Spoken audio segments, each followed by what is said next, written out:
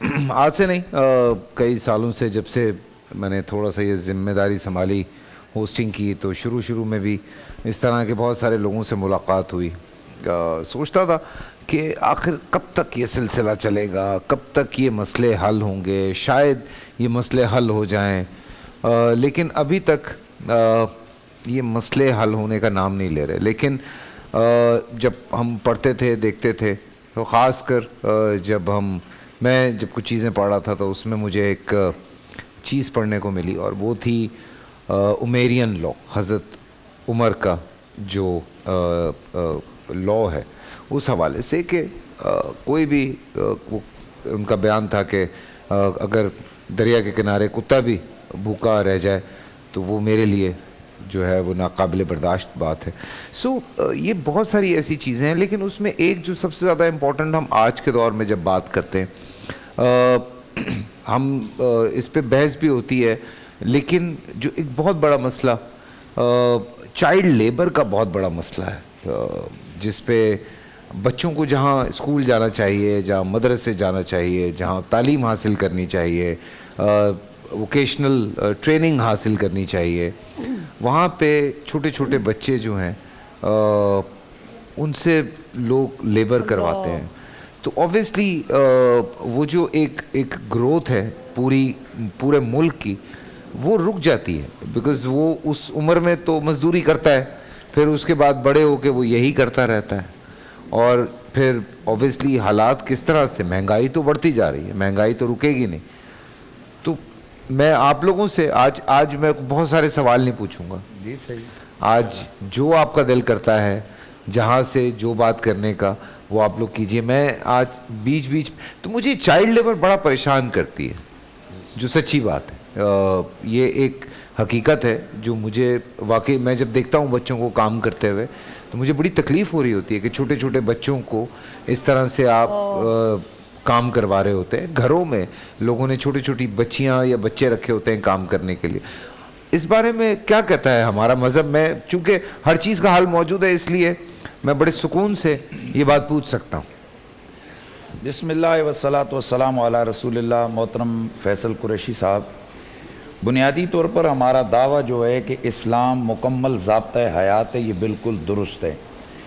اور میں یہ بھی دعویٰ کرتا ہوں کہ پوری دنیا میں اگر کہیں بھی انسانیت کی فلاح و بہبود کے لیے کوئی عالی سے عالی شان قانون بھی بنے گا تو اس سے پیچھے اگر آپ تعلیمات اسلامیہ کو یا قرآن و حدیث کو دیکھیں گے تو اس کا تصور یا بعینی وہ قانون یا وہ دستور وہاں پر موجود ہوگا. بنیادی طور پر یہ جو بھیک مانگنا ہے یا اس طرح سے، جس طرح آپ نے کہا چائلڈ لیبر کے حوالے سے، یہ اللہ کے نبی اور اس کے بعد خلفائے راشدین نے بھیک کے حوالے سے اور یہ جو چائلڈ لیبر ہے اس کے حوالے سے بنیادی طور پر اللہ کے نبی نے تربیت کی ہے. اور اس تربیت میں کچھ چیزیں عمل کر کے اللہ کے رسول نے بتائیں اور اس کے بعد خلفائے راشدین نے، اور کچھ چیزیں اللہ کے نبی نے حکم کی صورت میں بیان کی. مثلا جناب حضرت سیدنا فاروق اعظم رضی اللہ تعالیٰ عنہ کا آپ دور خلافت دیکھیں تو آپ نے سب سے پہلے وہ جو اموال غنیمت دیگر ممالک سے آتے تھے تو آپ نے ان کے مصارف میں سب سے پہلے یہ اہتمام کیا تھا کہ جتنے بھی شہداء تھے ان شہداء کی فیملیز کی بہبود کے لیے انہوں نے پورا فنڈ مقرر کیا تھا. یہ پہلا تھا. مثلا بدر کے شہداء ہیں، احد کے شہداء ہیں. اسی ترتیب سے آگے جو مدینہ منورہ کے اندر شہداء تھے ان کے بچوں کے لیے، ان کے گھر والوں کے لیے، ان کی ضروریات کا سامان کرنے کے لیے اپنے پورا ایک سسٹم مقرر کیا تھا. پوری ایک جس کے کہتے ہیں کہ پورا رجسٹر تھا. گریاں تھیں، یعنی بدری صحابہ چونکہ بڑی شان والے، زیادہ عظمت والے، تو ان کے لیے اے کیٹیگری تھی. اسی اے کیٹیگری کے اندر آپ نے حضرات حسنین کریمین کا نام بھی لکھا ہوا تھا، جس پر آپ سے سوال ہوا. یہ حضرات حسنین کریمین نبی علیہ السلام کے شہزادے ہیں، نواسے ہیں. تو آپ سے پوچھا گیا کہ یہ تو بدری ہیں ہی نہیں ہیں، یہ تو اس وقت ابھی پیدا بھی نہیں ہوئے تھے جب جنگ بدر لڑی گئی، تو آپ نے یہ کیسے ان کا نام بدریوں کی لسٹ میں لکھا؟ تو آپ نے فرمایا مجھے معلوم ہے، لیکن یہ بھی تو دیکھو رسول اللہ کے بیٹی کے شہزادے ہیں اور کتنے پیارے ہیں حضور کو. تو بہرحال قرآن مجید میں فرماتے اللہ تعالیٰ لا یکلف اللہ نفسا الا وسعہا، اللہ تعالیٰ کسی جان کو اتنی تکلیف دیتا ہے جتنی اس کی وسعت ہوتی ہے. تو چائلڈ لیبر سے کیا مراد ہے؟ اگر تو چائلڈ لیبر سے یہ مراد ہے کہ باقی سارے کام بچے کو چھڑا کر اس کی تعلیم، اس کی تربیت کے حوالے سے سب کو چھوڑ کر کسی دکان، فیکٹری یا کسی کارخانے میں اس کو بٹھا دیا تو یہ درست نہیں ہے. آتے ہوئے جیسے میں نے دیکھا دکانوں پہ بچے کام کر رہے ہوتے ہیں، گاڑیاں صاف کر رہے ہوتے ہیں، بیچارے پنکچر لگا رہے ہوتے ہیں، گھر کی صفائیاں کر رہے ہوتے ہیں. جی میں اس کی طرف آ رہا ہوں. اگر تو یہ مقصد ہے کہ آپ سارے کام بچے کو چھڑا کر وہ کام کرواتے ہیں کہ جس طرح اس کو جیسے آپ بتا رہے ہیں یہ کام پہ لگا دیا، لیکن اگر وہ تعلیم کے حوالے سے اس کو ٹائم دیا جاتا ہے، اس کے بعد ایسا کام جو اس کی عمر کے مطابق ہے اور اس سے اس کی صحت یا اس کی ذہنی تربیت یا اس کے لیے ایک فنی صلاحیت اس کے اندر اجاگر ہوتی ہے تو اسلام کی اس میں اجازت ہے. معذرت کے ساتھ ایک بات کہنا چاہ رہا ہوں. میں ایک پروگرام کر رہا تھا، اس میں ہم ایک صاحب کو ہم نے پکڑا، ان کے کوئی 12 بچے تھے. تو میں نے ان سے پوچھا آپ کیا کرتے ہیں؟ کہتے مجھے کچھ کرنے کی ضرورت نہیں ہے. تو میں نے کہا کیوں؟ کہتے کیونکہ میرے بچے جو ہیں وہ کوئی 150 روپے روز کماتا ہے، کوئی 200 کماتا ہے، تو کار کر آ کے ہمارے گھر کا کوئی 4-5 ہزار روپیہ روز کا آ جاتا ہے. تو وہ چھوٹے چھوٹے بچے جو سمجھ باؤنڈ سونگ رہے ہیں، نشوں میں پڑ گئے ہیں، چوریاں بھی کر رہے ہیں، یہ سارے، تو یہ مقصد تو میرے خیال سے صحیح نہیں ہے. کچھ دیکھیں، ایک ہے کہ اگر ایک انڈیویجولی حوالے سے کوئی کسی چیز کو غلط استعمال کرتا ہے، مثلا اگر کسی نے مسجد ہی بنائی ہے اور وہاں پر وہ دہشت گردی کی تربیت دیتا ہے، مدرسہ بنایا ہے وہاں پر الٹے کام کی تربیت دیتا ہے، تو بنیادی طور پر مدرسہ تو اچھی چیز ہے. اب یہ وہ جو کام ہے وہ غلط ہے. جو مسئلہ ہوتا ہے، یہ فتویٰ ہوتا ہے، وہ ایک جرنلی ہوتا ہے. جی اس کے حوالے سے اگر کوئی ایسا کام ہے جو بچے سے کروایا جا رہا ہے جو اس کی اہلیت کے مطابق ہے اور اس سے اس کے اندر کوئی فن سیکھنے کے حوالے سے یا اس کی تربیت کے حوالے سے یا اس کی جسمانی فٹنس کے حوالے سے وہ کام بھلا ہے تو شریعت اس کی ممانعت نہیں کرتی ہے. لیکن اگر ایسا کام جیسے آپ بتا رہے ہیں جو اس کی ضرورت سے زائد ہو، اس کی ہمت سے بڑھ کر ہو، ایسے کام بچوں سے 20 گھنٹے ڈیوٹیاں، 10 گھنٹے، 15 گھنٹے ڈیوٹیاں، یہ لا یکلف اللہ نفسا الا وسعہا کے آپ سبھی لوگ یہاں پہ موجود. ممانعت. جی یہ جو گفتگو ہو رہی ہے، ابھی ہم آ رہے تھے، مفتی فضل سبحان صاحب اور میں ساتھ ہی تھے گاڑی میں، تو ہم ڈیفنس سے گزرے تو سگنل پر ایک صاحب ہماری گاڑی کا شیشہ صاف کرنے لگے. پھر وہ زبردستی مفتی صاحب کی طرف آ گئے تو انہوں نے اپنی جیب میں ہاتھ ڈالا، یقیناً کھلے پیسے نہیں ہوں گے، تو کم پیسے دیے تو وہ آگے سے مطلب غصہ کرنے لگا. اب یہ چھوٹے چھوٹے بچے چوک چوراہے پر ان کو بھیک منگائی جاتی ہے باقاعدہ طور پر ان کی تربیت کر کے، اور وہ آپ نے بھی دیکھا ہوگا، ہم نے بھی دیکھا ہے، شہر میں یہ سب ہوتا ہے اور باقاعدہ ان کی نگرانی کی جاتی ہے. ہم یہ سوال کرتے ہیں کہ یہاں پر ہمارے ادارے کہاں پر ہیں جو ان کو روکنے کے لیے باقاعدہ ہمارا کمشنر آرڈر جاری کرتا ہے لیکن عمل کچھ نہیں ہوتا. پورا ایک ٹھیکیداری سسٹم ہے جہاں تک اگر کوئی آدمی کسی کا شوہر فوت ہو گیا اور وہ بیوہ اپنے بچے کو کام کے لیے کہیں لگاتی ہے، ساتھ میں اس کی تربیت بھی کرتی ہے تو وہ تو ٹھیک ہے. دیکھیے چائلڈ لیبر جو سلسلہ ہے، جو قوانین ہے عالمی اقوام متحدہ کے، یا پھر اس کے بعد جو ہے وہ پاکستان میں نہیں ہونا چاہیے. لیکن میں ایک سوال کرتا ہوں کہ ایک بچے کو کورنگی میں گولی لگ گئی اور اس کا 4 سال کا بچہ ہے، بیوہ کیسے آگے زندگی گزارے گی؟ اسی طریقے سے کتنے لوگ ہیں جن کو قتل کر دیا گیا، ان کے بچے تھے چھوٹے چھوٹے. میں آپ کی بات کاٹ رہا ہوں لیکن اس کا پورا ایک سسٹم ہوتا ہے پوری دنیا میں. سسٹم نہیں ہے ہمارے، ٹھیک ہے نا. اب وہ بچے کو تو کام نہیں کرنا چاہیے. اب بچہ اگر ابھی کام کرے گا معذرت کے ساتھ تو وہ تو پھر ساری زندگی اور آنے والے وقت میں وہ زیادہ سے زیادہ کیا کر لے گا؟ یہ بچے برائی میں کیوں پڑتے ہیں، نشہ کیوں کرتے ہیں؟ جب بچہ موٹر سائیکل کی دکان پہ کام کرتا ہے، وہ 7 سال کا 8 سال کا، تو ظاہر ہے وہ شاید گھر کی کوئی مجبوری رہی ہوگی، لیکن میں آپ اور پوری قوم اس کی مذمت کرتے ہیں کہ اس کو نہیں کرنا چاہیے. اس کے گھر کے حالات ہمیں دیکھنے چاہیے کہ وہ بیوہ کس طرح زندگی گزار رہی ہے. آخر اپنی ماں نے اپنے لخت جگر کو کیوں اپنے جگر کے ٹکڑے کو اپنے سے جدا کر کے کام کی دکان پر چھوڑ دیا؟ اس حوالے سے بھی غور کرنے کی ضرورت ہے. لیکن اس کے ساتھ ساتھ یہ دیکھا جائے کہ جس طرح سے برائیاں وہاں ہوتی ہیں، یعنی بچہ، ہم نے دیکھا کتنے بچوں کو 10 سال کی عمر میں کام پہ آیا، 11 سال کی عمر میں وہ چرس پینے لگ گیا، پھر وہ آگے بڑھتے بڑھتے اس نے انجیکشن شروع کر دیے اور اس نے اپنی زندگی کو برباد کر دیا. اس میں ہم سب کی محراب و منبر کی ذمہ داری بھی ہے، میڈیا کی ذمہ داری بھی ہے اور یہ ذمہ داری حکومت وقت کی بھی ہے کہ وہ اس کے لیے جو قوانین بنے ہوئے ہیں ان پر عمل کیوں نہیں ہو رہا. سوال تو یہ ہے کہ ہمارا کمشنر صرف آرڈر جاری کرتا ہے, اس پر عمل کون کرے گا؟ یہ پیشہ ور گداگری کا جو سسٹم ہے, جو نظام ہے, اس کو روکے گا کون؟ کیوں آج آپ دیکھیے کہ مانگنے والے کو آپ نہ دیں گے وہ آپ پر حملہ آور ہو جاتے ہیں, اور اس کو ہم صدقہ اور خیرات دینا سمجھتے ہیں. حالانکہ یہ صدقہ اور خیرات کہاں سے ہے؟ یہ تو پورا ایک مافیا ہے, اور یہی مافیا بچوں کو اغوا بھی کرتا ہے. یہ سارا سلسلہ ہے جو اس وقت ہمارے ملک میں چل رہا ہے. اصل میں بنیادی طور پر ہمارے نظام کی خرابی ہے. آئین موجود ہے, قانون موجود ہے, اس پر اگر عمل ہو تو یہ ساری چیزیں از خود ختم ہو سکتی ہیں. جی ابو بھائی آپ ہاتھ اٹھا لیا, سوری. جی پروفیسر صاحب آپ بڑھیں. بسم اللہ والصلاة والسلام علی رسول اللہ وعلی آلہ وصحابہ اجمعین وبعد. بچے جو ہیں یہ ہمارا مستقبل ہے.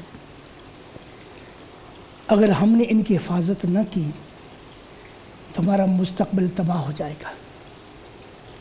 رسول اکرم صلی اللہ علیہ وسلم نے فرمایا مرو صبیانکم بالصلاۃ ہم سبع, تم بچے سب 7 سال کی عمر میں ہو جائے ان کو نماز کا حکم دو, ان کی تربیت کرو, اور اگر 10 سال کے ہو جائے نماز نہ پڑھے پھر تمہیں حق حاصل تعدیب کرو اس کی. بات یہ ہے کہ پاکستان کا معاشرہ ان خود قسمت معاشروں میں سے ہے جس میں اللہ تعالیٰ نے ایسے مواقع رکھے ہیں. اگر کوئی غریب آدمی اپنے بچے کی تعلیم و تربیت چاہتا ہے اس کے لیے دینی مدارس ہر جگہ موجود ہیں. ان دینی مدارس میں ہر قسم کی تعلیم مہیا کی جاتی ہے. سکول پڑھایا جاتا ہے, انگریزی پڑھائی جاتی ہے, کمپیوٹر پڑھایا جاتا ہے. بالکل بالکل. اور اس کے ساتھ ساتھ بچوں کو عالم دین بنایا جاتا ہے تاکہ کل یہ بچے معاشرے کا ایک نفع بخش فرد بن سکے. یتیم بچوں کے لیے خاص ادارے ہیں جو ان کی ہر طرح کی نگہداشت کرتے ہیں, حتیٰ کہ ان بیواؤں کو جن کا یتیم بچہ ان اداروں میں آتا ہے ان بیواؤں کا بھی خرچ اٹھاتے تاکہ یہ بچے کو اپنے اس ادارے سے ہٹا کر کہیں کام پر نہ لگا دیں. یہ معاشرے کی خوش قسمتی ہے. اگر کوئی غریب سے غریب ترین آدمی چاہتا ہے اپنے بچوں کو تعلیم سے آراستہ کرنا چاہتا ہے اس کے لیے یہ مدارس موجود ہے. یہ ہر قسم کی تعلیم فری ہے, 3 ٹائم کا کھانا فری ہے, اور ان کی ہر قسم کی تعلیم و تربیت کی جاتی ہے, اور ان بچوں کو بہترین معاشرے کا فرد بنایا جاتا ہے. کتنے بچے ہیں جو کہ دینی اداروں سے پڑھے اور بڑے ہو کر کوئی وزیر بنا, کوئی پروفیسر بنا اور معاشرے کا بہترین رکن بنا. میں اپنے معاشرے کے لوگوں سے کہوں گا اپنی اولادوں سے ایسے کام نہ کرائیں, چھوٹے چھوٹے کام نہ کریں, وقتی جو ضروریات پوری کریں. ان بچوں کو تعلیم و تربیت پر توجہ دیں. اللہ رب العزت کا ارشاد ہے انما اموالکم و اولادکم فتنہ واللہ عندہ اجر عظیم. یہ تمہارے مال اور تمہاری اولادیں ایک آزمائش ہے. ایک بچہ ایک گوشت کا لوتھڑا پیدا ہوتا ہے ماں باپ کے پاس, وہ ماں باپ اس کو جس سانچے میں چاہیں ڈھال دیں. اگر اس نے سچے سانچے میں ڈھالا وہ بچہ ان کے لیے نجات کا سبب بن جائے گا. اگر انہوں نے اس بچے سے لاپرواہی کی, اس کی تعلیم و تربیت توجہ نہیں کی, یہی بچہ کل معاشرے کے لیے بھی اور اہل خانہ کے لیے مصیبت بن جائے گا. بالکل. ہم جب ایک یتیم کی تعلیم و تربیت اور اس کے لیے ہم سوچتے ہیں کہ بچے کی تعلیم کی جائے, بیوہ اپنے دکھ کے دن گزار رہی ہے, وہ بچے کی تعلیم کا خرچ نہیں برداشت کر سکتی, لیکن ہمارا معاشرے کا فرض ہے اس بچے کی تعلیم و تربیت کا بندوبست کریں. لیکن میرے خیال سے پروفیسر صاحب جو ایک سب سے زیادہ امپورٹنٹ چیز ہے, میں چونکہ یہاں بیٹھ کے درخواست کرنا چاہتا ہوں کہ خاص طور سے بہت سختی ہونی چاہیے اس حوالے سے کہ بچوں سے خاص طور جیسے بہت سارے ممالک ہیں اگر وہاں پہ آپ بچوں کو اسکول نہ بھیجیں وہ پیرنٹس کو اریسٹ کر لیتے ہیں, وہ آپ کو اٹھا کے لے جاتے ہیں کہ جی آپ اپنا یہ کہتے ہیں آپ بچے کو اسکول کیوں نہیں بھیج رہے. لیکن فیصل بھائی ادھر سب سے پہلے وہ پیرنٹس کی ضروریات پوری کرتے ہیں, اس کے بعد یہ پیچھے سے ایک پڑھا لکھا معاشرہ چلا, ریاست کی ذمہ داری. ہمیں ایک تھوڑا سا. جی ابو بھائی پلیز آپ بولے ہوئے. جو میں بات کر رہا تھا جی تو یہ جو ہمارے معاشرے میں الحمدللہ ایسے مواقع موجود ہیں. سر موقع علماء کرام نے अपनी जिम्मेदारियां पूरी कर रहे सर हैं। मैं कभी कभी ना और एक गलत बात कर देता जी, हूँ, जी। लोगों को बुरा भी लगता है। मेरे ख्याल से जितनी NGOs पाकिस्तान में, मेरा नहीं ख्याल कि किसी को भूखे सोना चाहिए, लेकिन हम देख रहे होते हैं बहुत सारी जगहों पे कि बहुत सारे लोग भूखे भी सो रहे होते हैं। थोड़ी कड़वी बात है, लेकिन हकीकत तो यही है सर। चाइल्ड प्रोटेक्शन के हवाले से आपने बात छेड़ी। बच्चे तो बच्चे होते हैं, जानवर के ही क्यों ना हो। हमारे आक़ाए दो यहाँ तो आलम जानवर सल्लल्लाहु के अलैहि साथ वसल्लम जो का- करते हैं आपको पता ही है। आक़ाए दो आलम सल्लल्लाहु अलैहि वसल्लम का फरमान अली शान है कि 11 साल से कम उम्र बच्चे की तरबियत करो। हम सारी ज़िंदगी इस बात को समझ नहीं पाए। हमारी रियासत पाकिस्तान, माँ धरती पाकिस्तान के मुकाबले में जो एक रियासत नापाक वजूद में आई, उसने इस हदीस पर रिसर्च की है। रिसर्च करने के बाद वो इस नतीजे पर पहुँचे कि जब बच्चा 9 साल तक का होता है तो उसके मेमोरी डोर ऑन होते हैं और 9 साल के बाद वो क्लोज़ होना शुरू होते हैं, और आहिस्ता आहिस्ता क्लोज़ होते होते वो 11 साल की उम्र में बिल्कुल बंद हो जाते हैं। अब वहाँ जाकर आप किसी भी बच्चे को देख लें, वो 5 साल का है, 10 साल का है, 7 साल का है, उससे पूछें कि बेटा आप क्या बनोगे, वो बच्चा बताएगा मैं बड़े होकर पायलट बनूंगा, वो पायलट ही बनता है। मैं इंजीनियर बनूंगा, वो इंजीनियर ही बनता है। हमारे यहाँ 10 करोड़ से 10 साल से कम उम्र के जो बच्चे हैं या 9 साल से कम उम्र के बच्चे, इनकी तादाद करोड़ों में है, मगर चंद 100 बच्चों के मामले में भी हमारी कोई आज तक ऐसी प्लानिंग नहीं है। नबी करीम सल्लल्लाहु अलैहि वसल्लम के एक बड़ा खूबसूरत फरमान अली शान है। सैयदना उमर फ़ारूक रज़ी अल्लाह तआला अन्हु ने उसे बड़ी मोहब्बत से बयान फरमाया। नबी करीम सल्लल्लाहु अलैहि वसल्लम ने एक मौका पर फरमाया कि मेरी उम्मत से एक वक्त आएगा सुकून ख़त्म हो जाएगा। आप देखें आज आराम की सारी चीज़ें मौजूद हैं, सुकून क्यों नहीं है। फरमाया गरीब की मोहब्बत जिस दिन अमीर के दिल से ख़त्म हो गई, इस उम्मत का सुकून ख़त्म हो जाएगा। आज हम ये समझे ही नहीं है कि सुकून लेने से नहीं, सुकून देने से आता है। सुकून खाने से नहीं, खिलाने से आता है। सुकून पहनने से नहीं, पहनाने से आता है। अल्लाह के प्यारे हबीब सल्लल्लाहु अलैहि वसल्लम के पास एक सहाबी आए, पूछा या रसूलल्लाह अल्लाह कहाँ होता है? तो हुजूर सल्लल्लाहु अलैहि वसल्लम ने फरमाया यही सवाल एक दिन मैंने जिब्राइल अलैहिस्सलाम से किया। जिब्राइल ने अर्ज़ की या रसूलल्लाह यही सवाल एक दिन मैंने अल्लाह से किया। तो अल्लाह ताला ने फरमाया जिब्राइल मेरे हबीब को बताना कि अपनी उम्मत को बताए कि मैं उस गरीब के दिल में होता हूँ जो तुम्हारी महफ़िल में आए तो उसे बुलाए कोई ना, उठ कर चला जाए तो उसे याद कोई ना करे। ये जो तफरीक हमने डाल दी अमीर व गरीब की, नबी करीम सल्लल्लाहु अलैहि वसल्लम हसन व हुसैन की बजाय एक यतीम को उठाकर ईद पढ़ाने के लिए जा रहे हैं। ये क्या था? ये वो सबक था, दूर नहीं करना। जिस तरह भी कुरैशी साहब फरमा रहे थे कि हमारे यहाँ दस्तरखान भी पोश एरियों के अंदर लगते हैं। हमारे यहाँ अव्वल तो कानून है ही नहीं, जो है उस पर इम्प्लीमेंट बिल्कुल नहीं है। मैं ऐसे एक चाइल्ड प्रोटेक्शन के ऐसे ऑफिसर को जानता हूँ जिसकी मराहत और तनख्वाह शायद लाखों में बनती हो, मगर उसने साल में शायद चंद दिन भी ड्यूटी अदा न की हो। ये पाकिस्तान के अंदर हमारे मजहबी मकातिब फ़िक्र के मदारिस ना हो तो यहाँ जंगल का कानून बन जाए।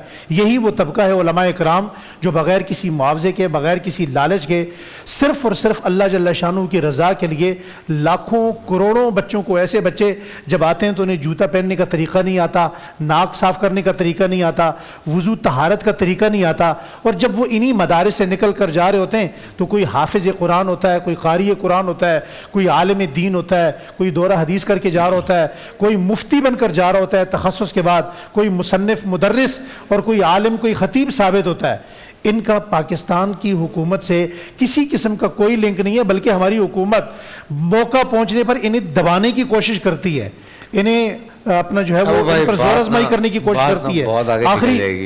आखिरी गुजारिश मेरी ये है, आखिरी गुजारिश ये है कि मेरी पूरी कौम से दरख्वास्त है हाथ जोड़कर कि वो जो ये जो बच्चे हैं ना जी, इन बच्चों को अपना बच्चा समझना शुरू कर दें।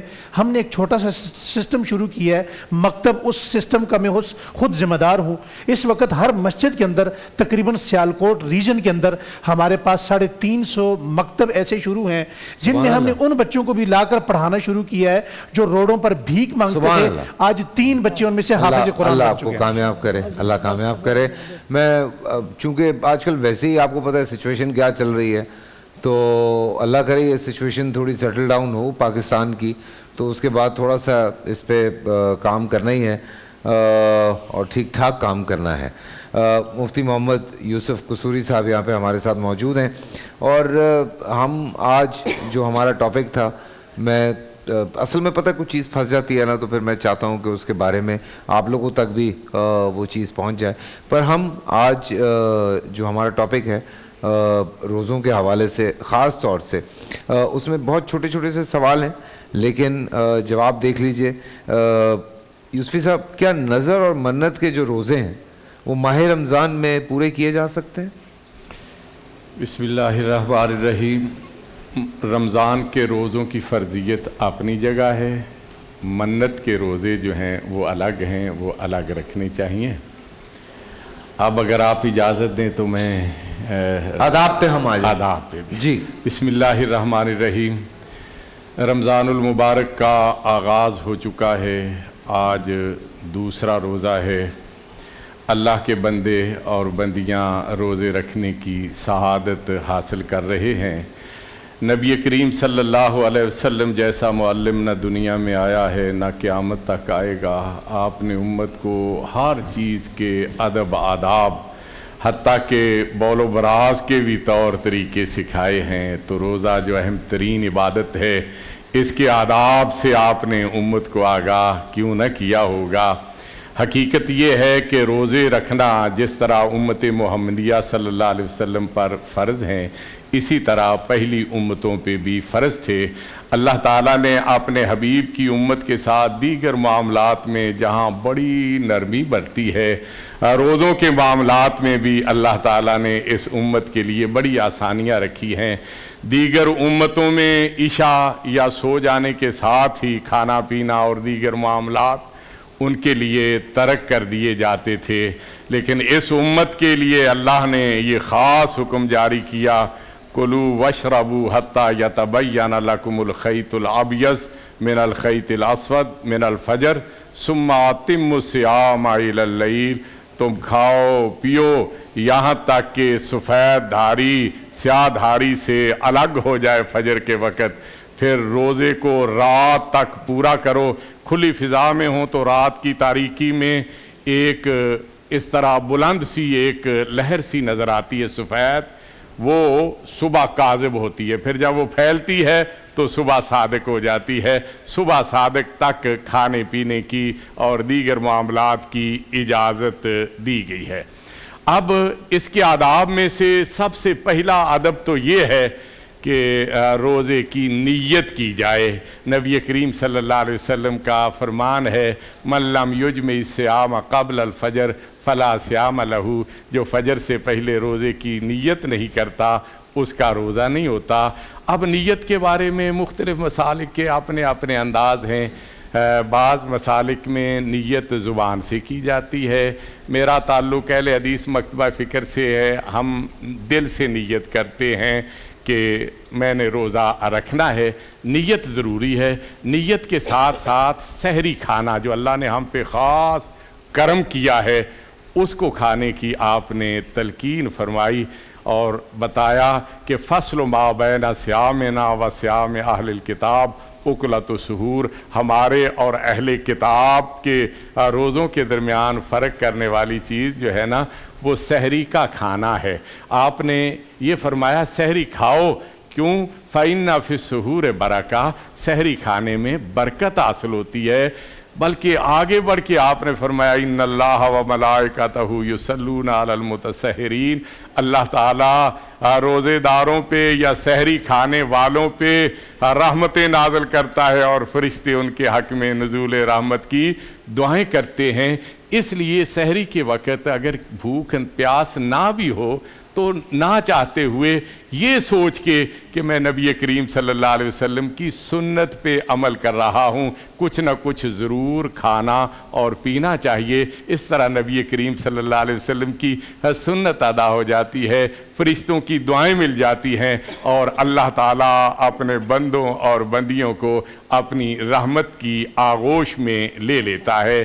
اب سحری صبح صادق تک کھا سکتا ہے, لیکن بہتر یہ ہے کہ کچھ وقت اس سے پہلے ہی اس عمل سے رک جائے. اب افطاری کی طرف آتے ہیں. اہل سنت کی کتب میں نبی کریم صلی اللہ علیہ وسلم سے یہ احادیث بکثرت ملتی ہیں کہ لا یزال الناس بخیر ما عجل الفطر. اس وقت تک لوگ خیر اور بھلائی میں رہیں گے جب تک وہ افطار میں اول وقت میں کریں گے، کیونکہ اللہ کا حکم ہے کہ یہاں تک جیسی وقت شروع ہو جائے اس پہ عمل کرنا۔ اب افطاری کس طرح کرنی ہے؟ سنت طریقہ یہ ہے کہ افطاری کے لیے کھجوروں کا انتخاب کیا جائے، اگر کھجوریں دستیاب نہیں تو پھر پانی کا انتخاب کیا جائے، اگر یہ نہیں تو پھر کسی بھی چیز کے ساتھ افطاری کی جا سکتی ہے۔ اور افطاری صرف کرنے کی تلقین نہیں ہے، کروانے کی بھی تلقین ہے۔ نبی کریم صلی اللہ علیہ وسلم نے فرمایا من فطر فیہ صائما کان لہ مغفرۃ لذنوبہ وعتق رقبتہ من النار وکان لہ مثل اجرہ من غیر ان ینتقص من اجرہ شیء۔ فرمایا جو اس مہینے میں کسی روزے دار کو روزہ افطار کرواتا ہے یہ اس کے گناہوں کی بخشش کا ذریعہ اور سبب بنتا ہے۔ اور ابھی بہترین موقع ہے، آپ سے تھوڑی سی بات ہو جائے گی۔ فضل بھائی آپ کھا لیے؟ بس اتنا سا؟ کیا بات ہے یار۔ رمضان کے حوالے سے تھے کہ روزے کے فقہی مسائل اور شرعی احکامات، بہت سارے سوال ہیں، لیکن سر وہ کون سی صورتیں رکھی جاتی ہیں جس میں اگر روزہ ٹوٹ جائے تو مطلب آپ روزہ توڑ سکتے ہیں؟ مطلب ایسی کون سی صورتیں رکھی جاتی ہیں یا کون سے ایسے حالات ہیں جن میں اگر روزہ توڑا جا سکتا ہے شرعی طور پہ جس کی اجازت ہے؟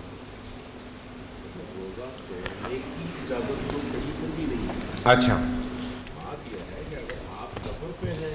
جی جی، نہیں معذرت میں کر رہا ہوں سر جی۔ اگر آپ سفر پہ ہوں تو پھر تو آپ پر روزہ ہے ہی نہیں، ٹھیک ہے۔ اگر آپ بیمار ہوں، ایسی بیماری جس کی وجہ سے روزہ رکھنے سے آدمی قاصر ہے، جس کا انسان کو نقصان ہے، تو ایسی صورت میں وہ روزہ نہیں رکھ سکتا۔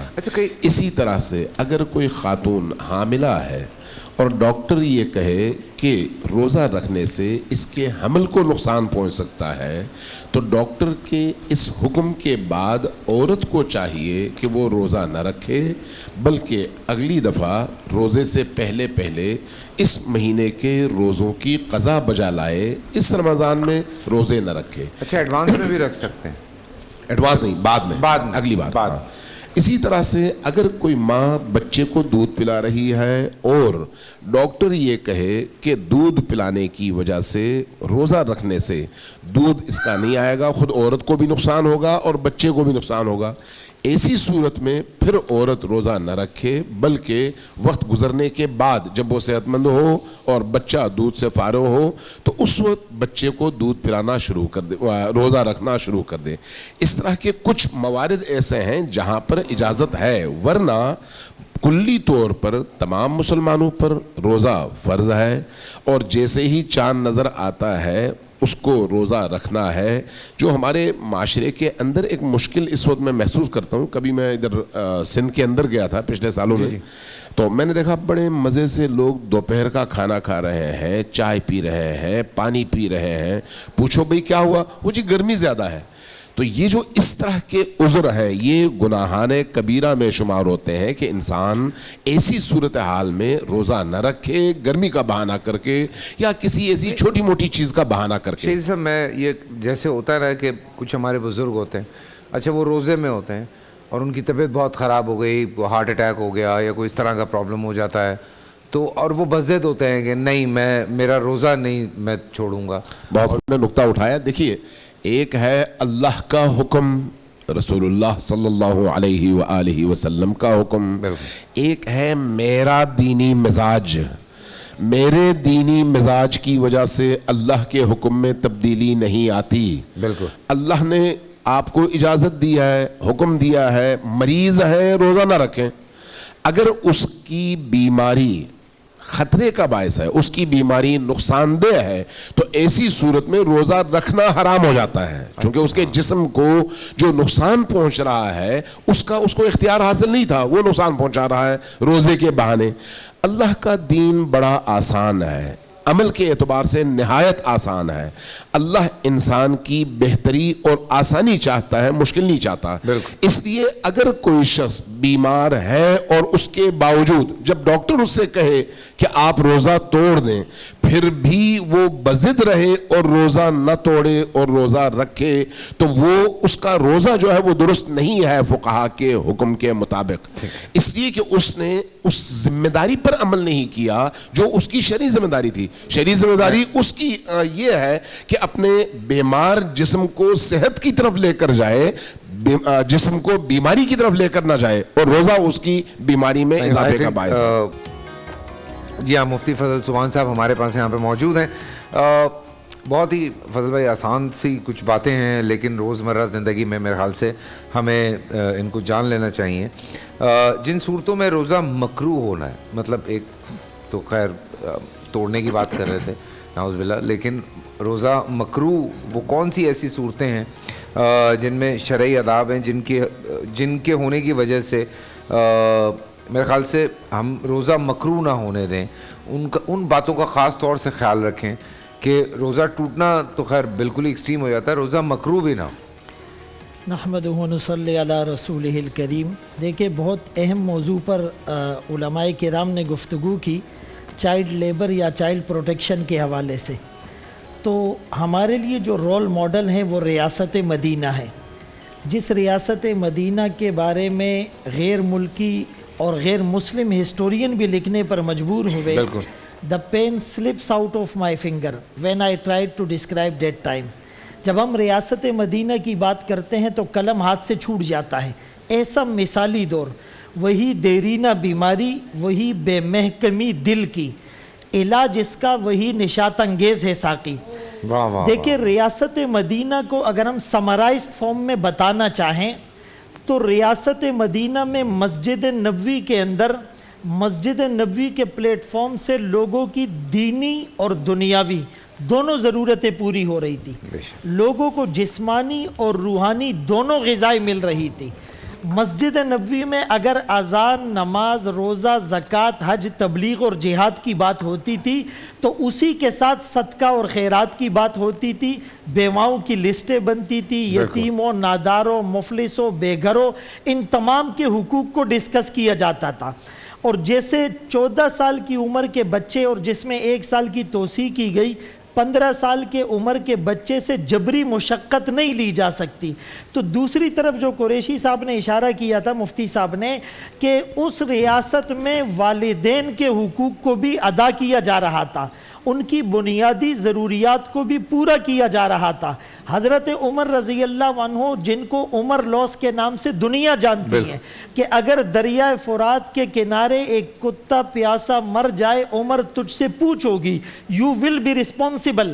تو ہم بھی ایسا مثالی معاشرہ قائم کریں۔ ایک عرب عالم نے بہت اچھا اس کو جسٹیفائی کیا، سورہ طٰہٰ کی ایک آیت ہے کہ جنت میں لا تجوع فیہا ولا تعریٰ، لا تظمأ فیہا ولا تضحیٰ، کہ جنت میں نہ بھوک لگے گی، نہ پیاس لگے گی، نہ کوئی بے لباس ہوگا، نہ کوئی صاحبان سے محروم ہوگا۔ تو یہ روٹی، کپڑا، مکان، اس آیت سے استدلال اور استنباط کرتے ہوئے ریاست کا ضروری اور بنیادی ان کے اوپر لازم ہے کہ وہ عوام کو یہ ریلیف اور مراعات دے۔ ان مراعات کے دینے کے بعد آپ کسی بچے کو اگر اسکول بھیجیں گے وہ شوق سے جائے گا۔ لوگ مجبوریوں میں اپنے بچوں کو یا اپنی خواتین کو نکالتے ہیں۔ ایک تو ہم ریاست مدینہ کا صرف نام نہ لیں بلکہ امپلیمنٹیشن اور عملی اقدامات کریں۔ دوسرا، جہاں تک آپ کا سوال ہے تو دیکھیں روزہ ٹوٹتا جن چیزوں سے ہے اس کی طرف امین شہیدی صاحب نے اشارہ کر دیا۔ مکروہ جو ہوتا ہے، اب ٹوتھ پیسٹ کرنے سے اگر اس کے ذرات حلق کے اندر نہیں جاتے تو روزہ ٹوٹتا نہیں ہے، لیکن مکروہ اس لیے ہوتا ہے کہ غالب گمان یہ ہے کہ وہ لعاب کے ذرات میں جذب ہو کر اندر چلا جائے گا۔ اسی طرح کوئی انہیلر مشین لیتا ہے اور اس میں اگر کوئی دوا نہیں ڈالی گئی تب تو وہ ٹھیک ہے، لیکن اگر اس میں دوا ڈالی گئی تو وہ ذرات ضروری اندر جائیں گے، اس سے بھی آپ کا روزہ خراب ہوتا ہے۔ اسی طرح کسی نے کسی چیز کو چکنے کے لیے فوراً اس کو منہ سے نکال دیا، اب یہ مجبوری میں جائز ہے، لیکن ہو سکتا ہے لعاب میں اس کے ذرات اندر چلے جائے، یہ مکروہ ہو جائے گا۔ مجھے کسی نے کہا تھا جیسے خواتین کو اجازت ہے نمک چکھنے کی، جی ہاں، جس کا شوہر، بالکل ایسا ہے، اجازت ہے، لیکن ہم میں سے تو کوئی نہیں ہوگا یقیناً، لیکن اگر اس کو یہ خطرہ ہے لیکن اگر اس کو یہ خطرہ ہے کہ میرے چکنے سے ہو سکتا ہے کوئی چیز اندر جا سکتی ہے تو پھر اس کو احتیاط کرنی چاہیے۔ اسی طرح سحری میں کھانا کھاتے ہوئے دانتوں میں آپ کے کچھ گوشت یا کچھ کھانے پینے کے اجزاء پھنس گئے، اب اس کے بعد خدا نخواستہ اگر وہ چیز چنے کی مقدار سے کم ہے اور وہ اندر چلی جاتی ہیں تو اس میں جو ہے وہ آپ کا روزہ مکروہ ہونے کا جو ہے وہ چانسز ہیں۔ اس طرح کی بہت سی چیزیں ہیں، دھواں ہیں، ڈسٹنگ ہیں، اگر اس میں کوئی کیمیکل لگا ہوا ہے یا وہ زبان کے نیچے بلڈ پریشر یا ہارٹ کے مریض اگر گولی رکھتے ہیں اور اس میں اگر آپ کو خطرہ نہیں ہے کہ وہ اندر چلا جائے گا لیکن پھر بھی مکروہ ہے، تو مکروہ کہتے ہیں کل شیء مفضی الی النزاع، ہر وہ چیز جو جھگڑے اور نزاع کا سبب بنے۔ حدیث پاک میں رسول اللہ صلی اللہ علیہ وسلم نے فرمایا دع ما یریبک الی ما لا یریبک، ان چیزوں کو چھوڑو جو تمہیں شک میں ڈالے اور ان چیزوں کو لو جو شک سے بالکل پاک ہو۔ سبحان احتیاط اللہ، کرنی سبحان اللہ، بہت شکریہ، بڑی تفصیل سے میرے خیال سے یہ چیز آپ کے سامنے پہنچی ہوگی۔ شاہ صاحب یہاں پہ موجود ہے۔ شاہ صاحب، روزہ چھوٹ جائے اور ہو جاتا ہے کچھ لوگوں سے، روزہ چھوٹ جاتا ہے، ٹوٹ جاتا ہے، تو اس صورت میں کیا کفارہ ادا کیا جائے اور کیا شرعی طریقہ ہے اس کا؟ بہت شاہ صاحب کا تو بسم اللہ الرحمن جی الرحیم۔